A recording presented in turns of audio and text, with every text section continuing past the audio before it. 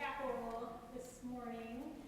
We are continuing our People of the Book series this morning, and I have the great pleasure of welcoming Dr. Ashwani Kumar from our physics department. He's associate professor of physics here, and he will actually not be preaching from the physics textbook this morning. He's chosen a book from his own tradition, and it's not printed in the bulletin because it's 24,000 verses long, I've looked up. So I would encourage you to listen to him as he speaks in a little bit, and to just embrace the welcoming culture that we're able to provide here with our weekly chapel services. You'll find some things that are familiar also for those of you who are here weekly. We keep the ecumenical tradition alive from our Presbyterian heritage. So you'll see hymns that are, for some of you, familiar from the hymnal, and we'll say the Lord's Prayer as well, but embracing some of the different traditions that are sacred in our community as a whole. So I'm glad to continue the People of the Book tradition, and we will welcome Terry Walker next week, continuing again this tradition of People of the Book. Carolyn, thank you for providing our music this morning. Other announcements. Presbyterian House Dinner and Devotion continues November 17th. And you're all welcome to our third Thursday table talk, which is hosted by our Lux interns, talking about belonging and community and different topics that are of concern to our students. So I invite you to that. There's also coffee, which was a surprise. The admissions office had a registration event, so if you have not gotten coffee, grab some on your way out. It is not leftover from Saturday, if anyone asks me that. So it's still warm, still from today. So I'm going to begin. One of our students, Raman Mohan, is president of our Better Together interfaith student organization, and I asked him if he would lead us in the prayers of the people today, and he's has class and a meeting during chapel, but he gave me something that he gave me permission to share as an opening prayer, as an opening word that comes from his tradition. So it's a traditional prayer to begin the day. It's said in the early morning because, so Raman said, it's the best time to worship God in the morning because there's first thing in the day, that's the easiest time of the day to reach directly to God. I think the day gets busy. That's true for human beings, maybe true for God too. So the prayer that Raman shared with me is from a tradition where you start out the day, you get out of bed, and you look at your hands. So the front part of the hands, the fingertips, in the Hindu tradition is credited to the goddess Lakshmi, the goddess of wealth. The middle part, or the palms of your hands, is credited to the goddess Saraswati, the goddess of learning. And the roots, the part of the hand near the wrist, to Govinda, the root of knowledge. So every morning, Raman said, one should have a worshipful look at one's hands, which represents sincere labor. And the prayer that goes with that he shared with me is, I bow to Mother Earth, who has mountains and jungles on her body, and whose clothing is made by the ocean. The wife of Lord Vishnu, as your feet touch the ground, please pardon me for touching you with my feet. So with that thoughtful prayer from our student in mind, I invite you to prepare your hearts and minds for worship in whatever way is closest to your heart.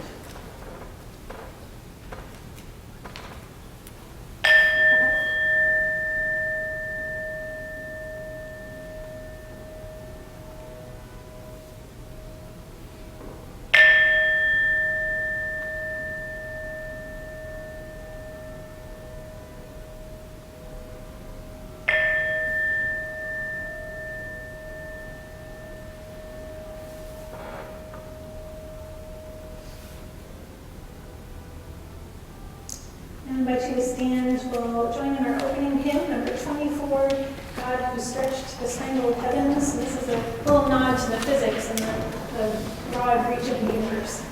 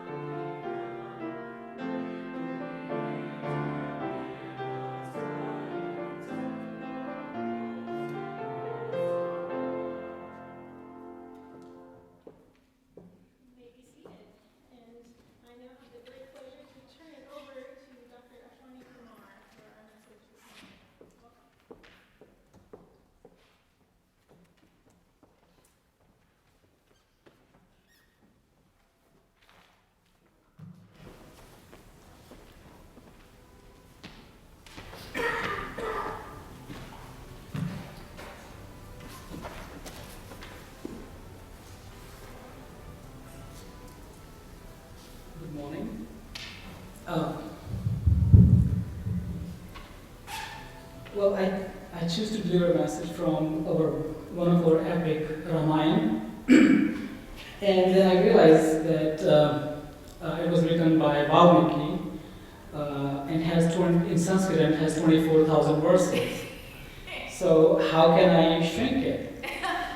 But apparently there are masterful people who has done it. And one in 1542, Tulsidas, he has done it in one verse. So I'm giving you one verse version. Okay? So I'm just translating it directly to English. Once Ram went to forest, he chased and killed a golden deer. Meanwhile, Sita was abducted and Jatayu was killed. Ram spoke with Sugriva, killed the Bali, crossed the ocean and burned Lanka, later killed Ravan and Kumbhakarna. This is the story of Ramayana. I hope you guys are now expert in Hinduism. And this is one of the great epics. I did try to control it within 24 lines. So let's see how does that goes. So basically, this is actually a very holy book for us. You will find it in almost all the Hindu household. And another epic is Mahabharata, which means Great India. And this is the one which you will find. Actually, I have inherited it, and I feel like it's very important to me in my life. Whenever I'm in trouble or I seek some guidance, I always go to the book. And it's basically the life of Ramayana, of Lord Rama. We think that he is the seventh incarnation of Lord Vishnu. And that's what about it is. So all the stories begin with, once upon there was a king, and this story is no different. So there was a king, he had 3 wives and 4 sons.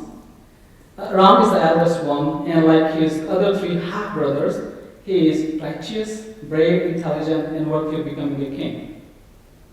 He was declared his successor by the king father. Everyone was happy, except one of his stepmother. She wanted her son, Bharat, to be the king. So she managed to convince the king to declare her son Bharat as king, and Ram was exiled for 14 years. As an ideal son, he honored his father's word and went to jungle. His wife Sita and his half-brother Lakshman also accompanied him. The king Dashrath, he died a few days later and believed that he has done injustice to his eldest son. But when his half-brother Bharat, he returned home and learned about what had happened. He just couldn't believe it. He rushed to jungle and he begged Ram to come back to kingdom.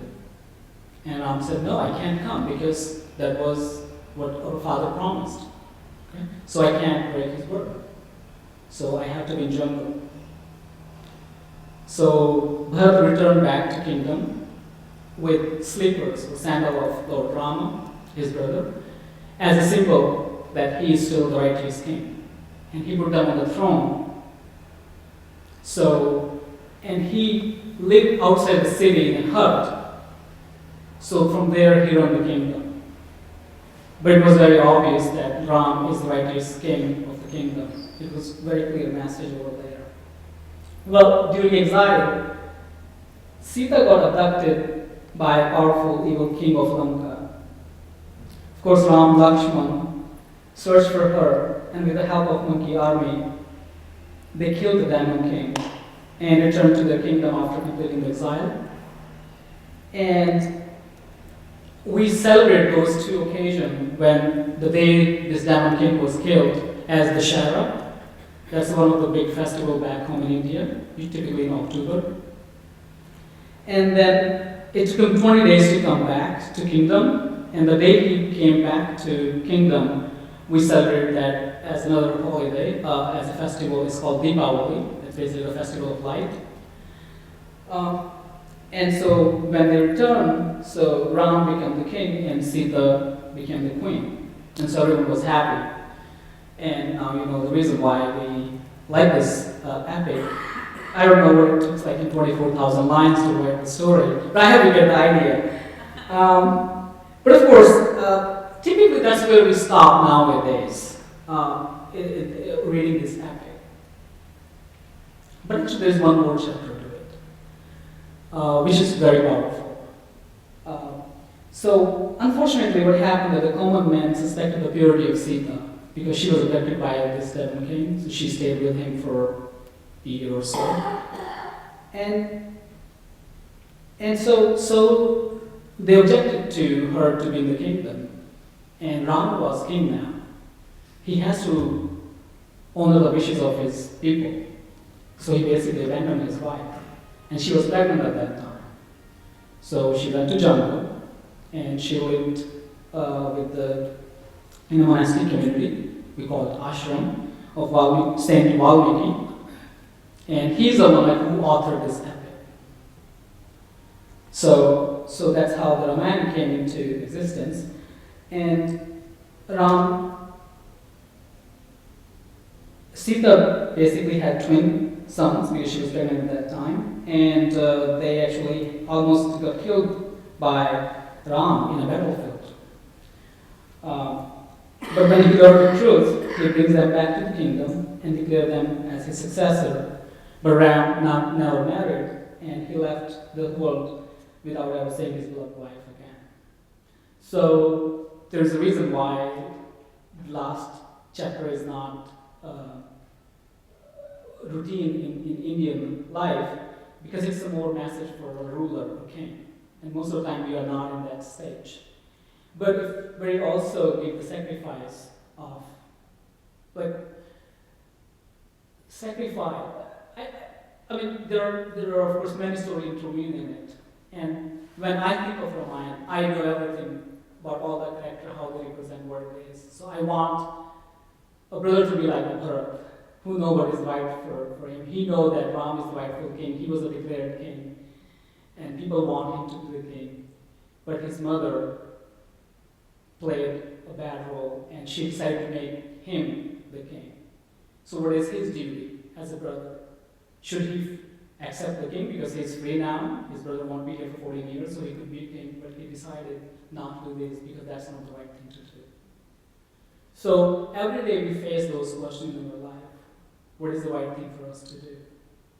Ram would have said, I'm not going to go to jungle. Forget about it, father. I mean, come on, you're getting old. Come on, I will be the king. But he chose to go to jungle. The reason was his father made a promise to his wife that she can ask 2 wishes anytime she liked. And she took the opportunities. I mean, of course, as a mother or as a father, I would sometimes will feel like my kids should get an admission to a better school, right? They get a better job. But, as a righteous person, do you think that's the right case or not? And so there is a motto in the family, in the kingdom at that time, that Raghurit Sadacharyayi Pranajayam Pravachanadai. That simply means that you cannot break your promise, even if your life is at stake. So in this case, his father's life was at stake because he promised to his wife. And so that's why Lord Rama left for the jungle. And then, of course, Sita could have lived home in a palace, but she chose to accompany her husband. It clearly tells her devotion. And that is basically what you feel like as a wife or as a daughter or as a mother, what's your duty? So this, no wonder she's like worshipped like a daughter, like a mother in India for the same reason, because she is an epitome of sacrifice. And whenever I am in a situation, I feel adversity in life. We all feel adversity in life. We play different roles as parents, grandparents, students, professors, and we have to make decisions. We have to wear different hats. And then something might get bad. Why? Why this thing is happening to me? Why is this so bad? And then I remind myself, like, you're not in that situation. Look at how these people have gone through the worst situation. Do the right thing. And most of the time you know that the messenger or the God, Jesus, or whomever you follow him, and from there you get your strength, like what is right for you, what you should be doing in that right situation. And that's basically where I get my strength, whenever I feel complaining or choosing easy path, then I realize, no, it's not always good. It's gonna get on you to do the right thing. And that's basically what motivates me to go to Ramayana whenever I need some help for guidance. Well, thank you.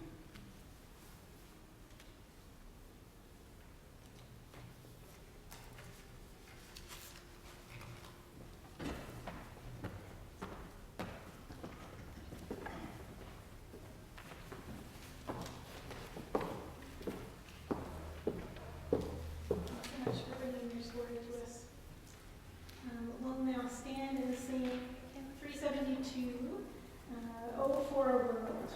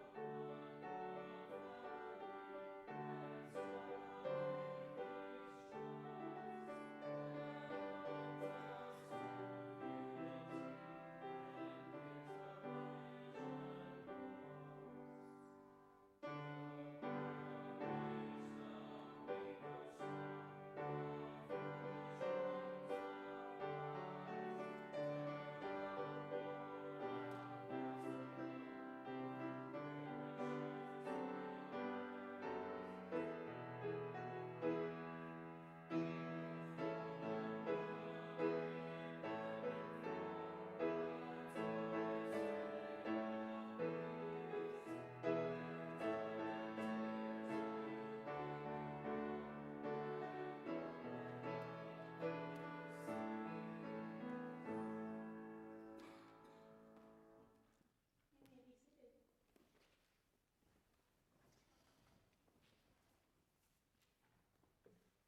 Our prayers to the people this morning come from a book that I love of prayers called In God's Hands, Common Prayer for the World. And it draws on a lot of different traditions in prayer. But this one is written with the Lord's Prayer in mind, and it's a sort of a variation of that. So I invite you to join me in prayer. God of many names, who art in heaven, who is present in the temple, the mosque, the church, and beyond in the world, who stands with us in our differences. God, who art in heaven, join us here. Hallowed be thy name, not the names of presidents, not the names of economic and political elites, not the names of those who hold human power. Hallowed be thy name among farmers and indigenous tribes whose lands and forests are no longer secure. Hallowed be thy name among people who are no longer secure. Your kingdom come to this land of nearly 8 billion people. Your kingdom come as an earth renewed by laws of love and justice. Your will be done on earth, your will to restore forests and streams, your will to provide homes and a future for us all. Your will be done as it is in heaven, your will for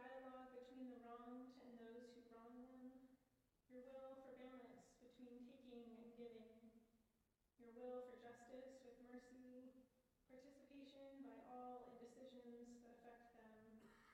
Your will be done for an economy of sustainability rather than profit. Give us this day our daily bread, that we may learn from our farmers' communion with the earth rather than alienation from it, that we may have useful and meaningful work. Forgive us our debts. Forgive us our culture of corruption. Forgive those who incite unrest and will not check their power. As we forgive our debtors, as we provide sanctuary to those who are different from us, as we defend the right of everyone to worship in safety, as we forgive those who do us harm. And lead us not into temptation, the temptation to bow to worldly gods that would have us harm one another. Take away the seduction of more and more wealth. Take away the temptation to give up our responsibility to help the most vulnerable. But deliver us from the evil of monopoly over natural resources, from the evil of manipulating public opinion, from the evil of disregard and disdain for those who are other. We now pray together the words of the Lord's Prayer. Our Father, who art in heaven, hallowed be thy name. Thy kingdom come, thy will be done, on earth as it is in heaven. Give us this day our daily bread, and forgive us our debts, as we forgive our debtors.